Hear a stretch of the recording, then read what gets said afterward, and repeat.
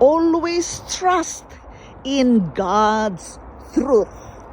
This is just a reminder to each and every one of us, because many times we are struggling of all the lies we heard from our friends, from the people that surround us.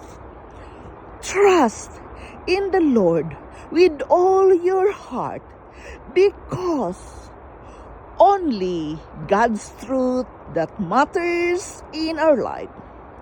We must live that every day knowing right from wrong won't save us. We must choose to be God.